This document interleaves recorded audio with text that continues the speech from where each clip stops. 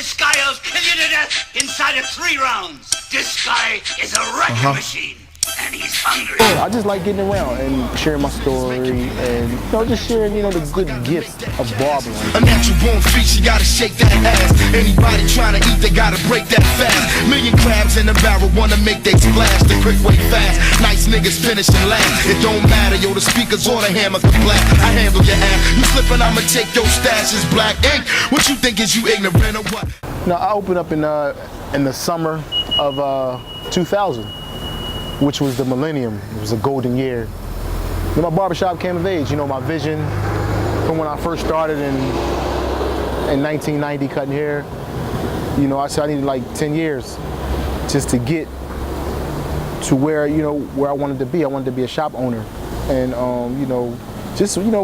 my series of wishful thinking and, whatever I'll be wishing for and just thinking about, like it comes true. And barbering has taken me many, many places in my life, from here in the neighborhood in South Philadelphia, from being a mentor to mentoring youth at the local high schools and middle schools, and a few blocks from here, from where I grew up at, I went to school at. I go back and I share my story, and it's intriguing to the youth that, kind of like want to pattern themselves behind me and become barbers. Where I'm from southeastern Pennsylvania, by way of South Philadelphia, Clippertown. No, I was just joking. But this is my second documentary. This one I'm gonna call Ambition is Priceless, because it was my ambition, to cut hair and, to emulate the greats of Philadelphia as far as like our basketball players, like Will Chamberlain, you have Rasheed Wallace, and that made it, far in the NBA careers. And, from our singers, from Teddy Pendergrass to the Gamble and Huff,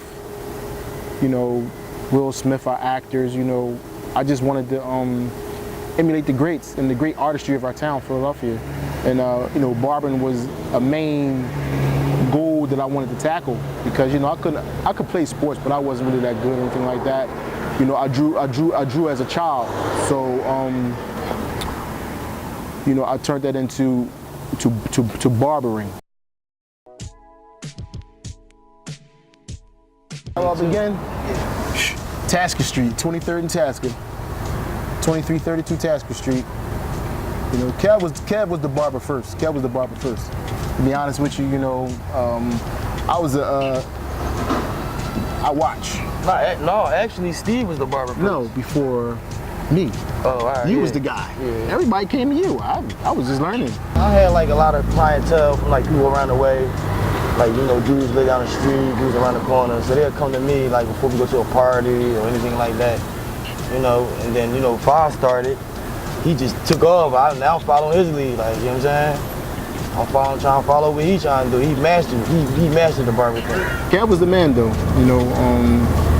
I just had a different vision as far as barbering, taking it to the next level, because I always just thought beyond, and like I said, I always wanted to implement the greats of Philadelphia. At the time, when I met Faheem, I was at Assalam's Barber on 15th and Christian.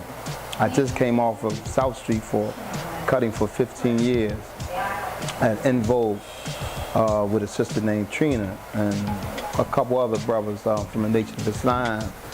So we sitting in the shop, getting this shop up and running, and I run into this young brother, Faheem. He was attentive. I'm talking about with a personality that's teachable, because everybody's not teachable, because they got too many things going on, egos and all kind of other maybe character defects, man, that the receptance is just not real clear. It's, it's just stagnant. He had nothing, man, and it was just pure energy.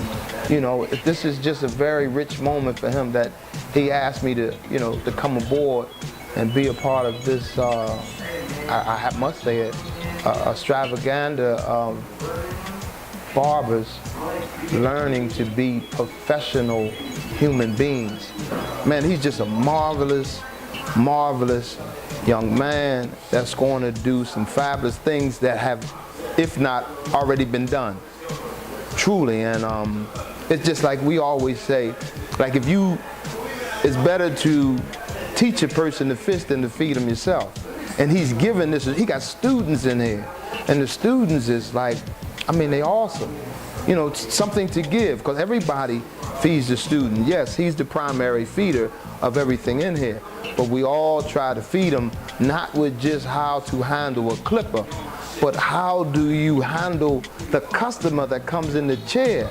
How do you make him feel outside of the cut, just as a human being? You know, help build this proud legacy of barbering in Philadelphia, you know what I mean? Because I'm gonna open the door and, you know, get the clients that you want to cut, and they pretty much come. And I don't have no problem dishing the clients like basketball. And this shop right here is like a foundation, man, for the whole South Philly. Because, you know, like I said before, you know, a lot of barbers came and went and did their own thing. You know what I'm saying? But they learned off of Faheem's system. You know what I'm saying? Took it with them, ran with it. A lot of celebrities came through here. A lot of celebrities, rappers, singers come through, get this joint cut, ball players. You know what I'm saying? It's a good foundation right here. But, you know, it's just been a blessing.